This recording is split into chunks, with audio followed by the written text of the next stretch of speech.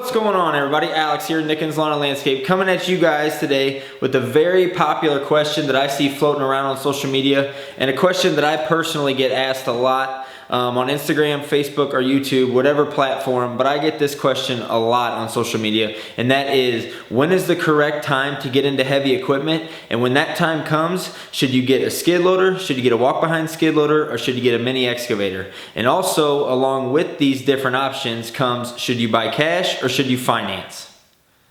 Now, these are definitely some big decisions that you're going to have to make whenever the time comes for you, but you need to know if the time's right. And you'll know if the time's right when you find yourself renting too much. If you're spending a lot of money on rental, you definitely need to consider buying a machine or looking into buying a machine. Or if you find yourself doing way too much labor and you know that you can save if you did have a machine, maybe that's the time to look into it. But I strongly recommend, and I think anybody that's in excavating, anybody that has a machine is going to tell you to rent first. See what kind of options you have out there, see what's available to you. And again, going back to one of the main questions of this video, should you get a skid loader, should you get an excavator, should you get a walk-behind skid loader? That all depends on your business or your needs, whatever you're doing, if it's your hobby, if it's your house, or if it's stuff you're doing every day like us and you need a machine. But whatever that may be, whatever machine you're gonna need,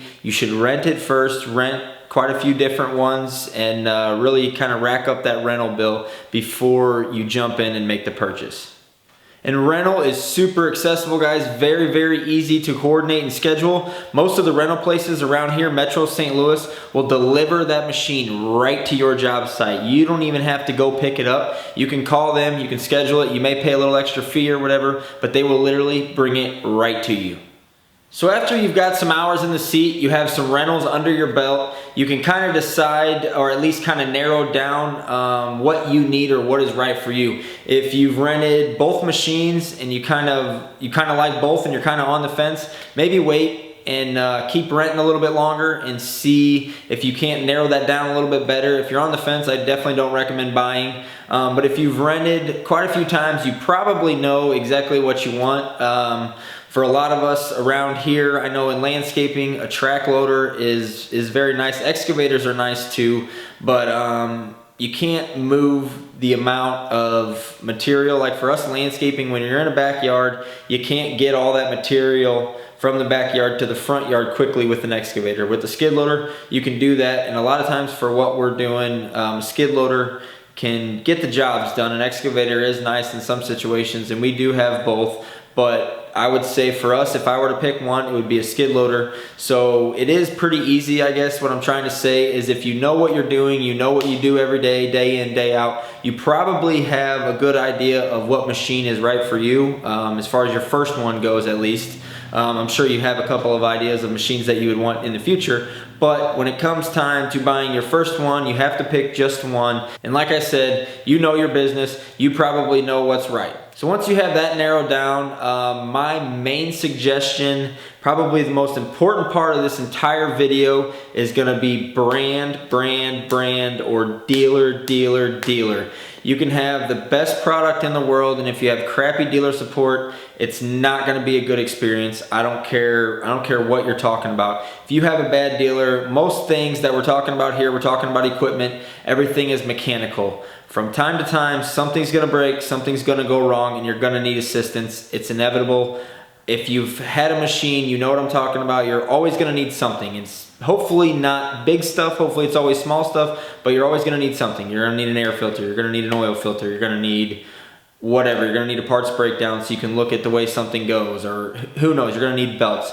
You're always gonna need something. Hopefully it's not big stuff like an engine or hydraulic pumps or anything like that, but you're always gonna need this small stuff, and you're always gonna need to go in there, and you're gonna need someone behind the counter that knows what they're talking about and that can help you out and that's gonna be there. You don't wanna deal with a company that's only been there for a couple years and they're sketchy and you think they may be going out of business, doesn't look like they're doing very well. I would highly recommend to stay away from a place like that. But if you know a place is reputable, you know they've been there for a long time, it doesn't look like they're going anywhere, there's always people there coming and going, it's probably probably an okay place to do business with, but I would strongly recommend checking around, seeing what your options are, talking to some different people, maybe catch someone going in and out of the door of that facility and say, hey, what do you think of this place? Do you like this place? Have you had a good experience here? Doing something like that, grabbing a random person, is probably going to give you a pretty good idea if they say, I don't really like this place, or they may say, yeah, this place is great, never had an issue. You know, that's going to kind of help you out, and doing something like that is maybe not what most people are the most comfortable with, or something that they wouldn't do normally, but you're better off doing that, talking to a stranger, than you are to buy a piece of equipment and get down the road and realize that that place is not there when you need them, or that dealer is not there to service your piece of equipment, or not doing what they said they were going to do, or whatever. You need to do your homework, you need to do your research, find a good dealer. If you don't have a good local dealer, I wouldn't hesitate to drive down the road, because it's going to save you time and money in the long run. If you have to drive an hour away to your dealer, yeah, it's not ideal, but whenever you walk in the door, if they're there to service you and they can help you out and they do what they said they were going to do and they hold up to their end of the bargain and they warranty your stuff without question when it's under warranty, you don't have to fight with them and things like that. It's worth it to drive that hour to walk in that door and know that you're taken care of, when you can deal with the place 15 minutes away, and every time you walk in the door you're nervous if they're going to be able to help you out or if they're going to hold up to their end of the bargain. So just make sure that you do your homework whenever it comes to that. But a lot of times whenever you're looking at buying your first piece of equipment, you're going to be buying used. And yes, you can get used at these places, but a lot of times it's going to come down to knowing someone who has a machine for sale, or seeing it on the side of the road, or Craigslist, Facebook. Nowadays, I know a lot of people are buying stuff on Facebook. I've bought stuff off Facebook. I just bought a truck off Facebook. So there's machinery everywhere. There's a lot of different places to find it, but a lot of times whenever you're looking at your first machine, it's going to be buying it from an individual. And whenever it comes to that, you're really just gambling. You don't know what you're getting into.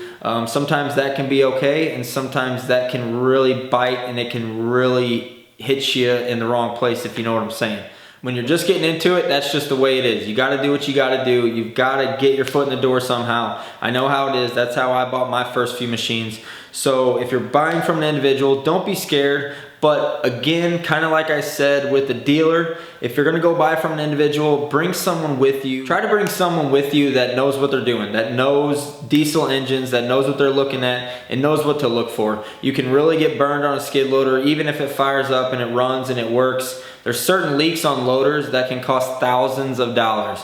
Like a wheel machine that has axle leaks, or axle, I forgot what they were called. The bearings and the races on my 773, basically where the wheel butts up to the machine, it was leaking really bad out of the back two wheels, and the bearings were all wore out in there. The races were chewed up. So I had to pay like $3 grand to get all those sealed up to where that machine wouldn't leak and leak all over his customer's property. So to sum this all up really quick, I would say the most important two things, once you've decided that you want to buy a machine, obviously, like I said, you need to rent, you need to weigh your options and to make sure it's the right situation for you. But once you've decided that and you decide what machine or what style of machine you want to go for, the main two things is, if you're going to buy from a dealer, make sure that they're a good dealer. Make sure that they're not some fly-by-night dealer or a dealer that's known for doing sketchy things. Do your homework. It's going to pay off in the long run, I promise you. And number two, if you're going to buy from an individual, take someone with you that knows what they're doing. Even if they don't know skid loaders, if you can't find anybody that knows skid loaders, find somebody that knows trucks or cars. Just find somebody that is mechanically inclined, that knows what they're looking for, and can come with you and check that machine out. Again, it can save you big time. Alright guys, that pretty much sums up this video. I hope I answered all your questions. For all of you that have hit us up on Instagram, I replied to everyone. I always try to reply to everyone, but I have never went this in depth, I don't think. So hopefully this can answer a lot of questions. If you have any more questions, be sure to leave those down here in the comments. I'll do my best to get those answered.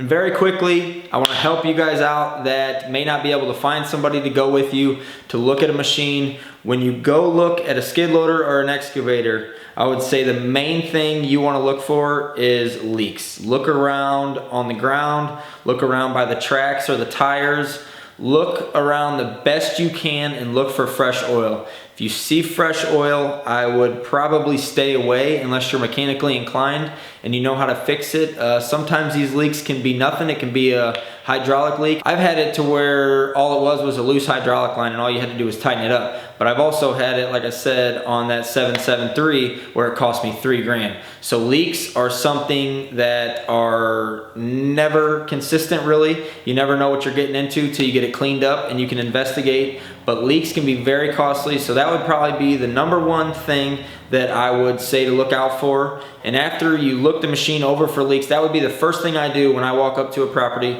and looked at a used machine. The first thing I would do is crawl around, look under it, look around the tracks, look around the tires. If it's an excavator, check the boom all out, check all your cylinders, check all that stuff.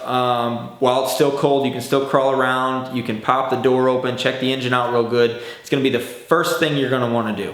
And after you've checked the machine for leaks, the next thing that I would do, if it's leak-free, if there are leaks, start asking questions. Start asking as most detailed questions and direct questions as you can. See if the seller starts looking down, looking away, kind of mumbling, making stuff up, then you know he's probably hiding something. If the seller is looking you in your eye and answering your questions directly and not trying to shy away from the question, then it may be a small leak or it may be something that he really doesn't know about. Most of the time they're gonna say, oh, I didn't know that was there. Whether they did or whether they didn't, that's the answer you're gonna get 9 times out of 10 when you're looking at a used machine and there's a leak.